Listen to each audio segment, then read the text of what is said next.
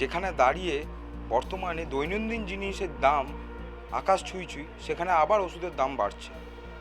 সেই জায়গায় দাঁড়িয়ে সাধারণ মানুষেরা কী কী অসুবিধার মুখে পড়ছেন এবং যারা ওষুধ বিক্রি করছে তারা কি বলছেন এই বিষয়ে, আসুন জেনে নিই।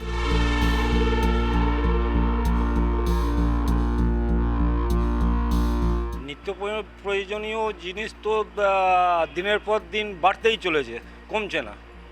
এর জন্য যারা মধ্যবিত্ত এবং একদম নিম্নবিত্ত মানুষ, তাদের পক্ষে মানে অসম্ভব হয়ে দাঁড়াচ্ছে।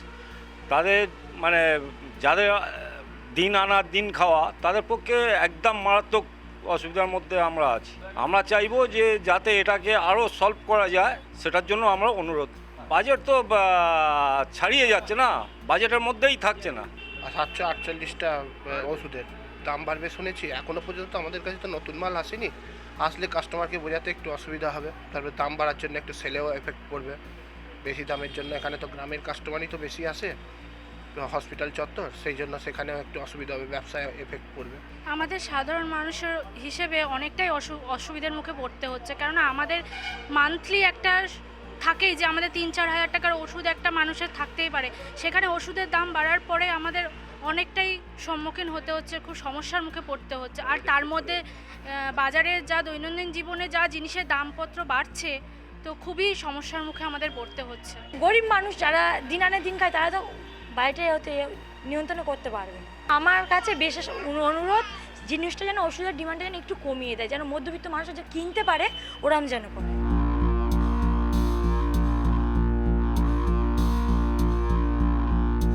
একদিকে যেখানে সাধারণ মানুষেরা ওষুধের দাম নিয়ে নাজেহাল, অন্যদিকে ন্যাশনাল ফার্মাসিউটিক্যাল প্রাইজিং অথরিটি সবুজ সংকেত দিয়েছে এইসব ওষুধের দাম বাড়ানোর জন্য।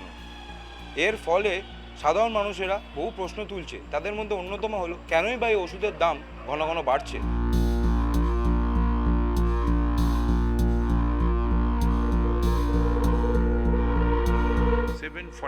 কম্পোজিশনের দাম বৃদ্ধি পেয়েছে। সেই কম্পোজিশনের মধ্যে প্রচুর ব্র্যান্ড আছে। 1 এপ্রিল থেকে লাগু হয়েছে, তার মানে এই 1 তারিখের পর আর কি যেগুলো ম্যানুফ্যাকচার হবে সেই ব্যাচ নাম্বার থেকে ইমপ্লিমেন্ট হবে।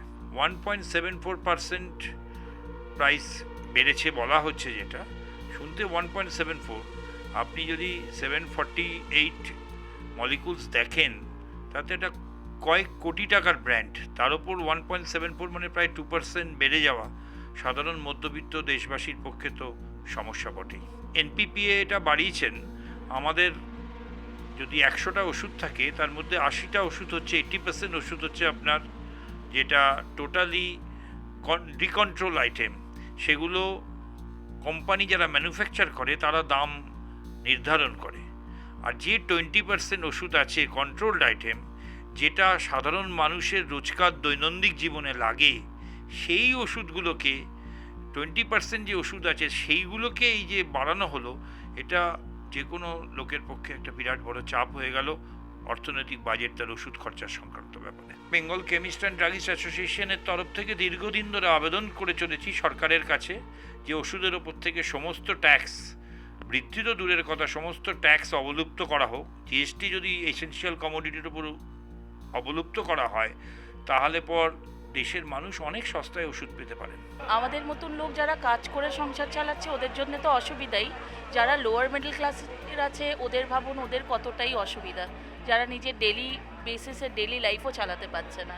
তো আই গেস এটা একটা খুব বড় ম্যাটার, যেটা গভর্নমেন্টকে টেক কেয়ার করা উচিত। মেডিসিনটা তো এতটাই ইম্পর্টেন্ট কি উইদাউট মেডিসিন একটু খাবার কমিয়ে দিলে চলবে, বাট মেডিসিন কমিয়ে দিলে তো হেলথ ওয়াইজ ডিটোরিয়েট করবে সমস্ত কিছুই। তো মার্কেটে তো মানে স্যালারি কোনো ইনক্রিমেন্ট নেই, কোম্পানি শাটডাউন হয়ে যাচ্ছে, বাট দেন আই থিঙ্ক সব জিনিসের দাম অতিরিক্ত বেড়ে যাচ্ছে অ্যান্ড সাফারার হচ্ছি আমরা। 748টা ওষুধের দাম শুনেছি যতদূর বেড়েছে এখনো পর্যন্ত। তো আমরা যখন নতুন পারচেস করবো তখন থেকেই এফেক্ট হয়ে যাবে। আবার আজকে যদি পারচেস করি, আজ থেকেই এফেক্ট হয়ে যাচ্ছে আমাদের জীবনদায়ী যেসব নিত্য নৈমিত্য যেসব ওষুধ লাগে প্রতিদিন, তার মধ্যে প্যারাসিটামল আছে, অ্যান্টাসিড আছে, সুগারের ওষুধ আছে। এবার তাদের সেই ওষুধটা কিনতেই হবে। এবার দাম বাড়লেও কিনতে হবে, আর না দাম বাড়লেও কিনতে হবে। কিন্তু দাম যে বাড়বে, সেটা তাদের পক্ষে তো অসুবিধা হবেই একটু।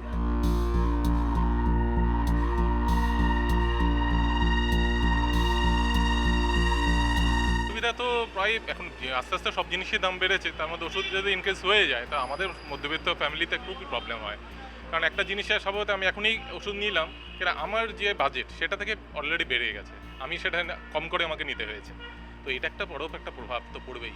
700-র উপরে তো এরকম সব বলছে, মানে আমাদের কাছে তো সেরকম সার্কুলার নোটিশ বা কতগুলো আইটেমের উপর বেড়েছে সেগুলো তো আমাদের কাছে এখনও নেই, সেটা বলতে হচ্ছে। মোটামুটি 600-700 আইটেম বেড়েছে। জীবনদায়ী ওষুধের দাম বাড়ার জন্য পেশেন্টদের ক্ষেত্রেও ক্ষতি হচ্ছে, এবং জীবনদায়ী ওষুধের দাম বাড়ার ফলে আমাদের কাউন্টার থেকে কাস্টমাররা যে পরিমাণে ওষুধ কিনতো সে পরিমাণ কিনতে পারছে না, তারপরে বিজনেসেরও আমাদের প্রবলেম হচ্ছে। এদিকে রোজগার নেই বা যা রোজ ইনকাম হয় তার সে মূল্য তো বাড়ছে না, শুধু ওষুধের দামই বেড়ে যাচ্ছে।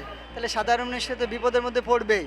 তারা কি করে, তাদের খাওয়া হয় না, তারা কি করে ওষুধ কিনবে বলুন?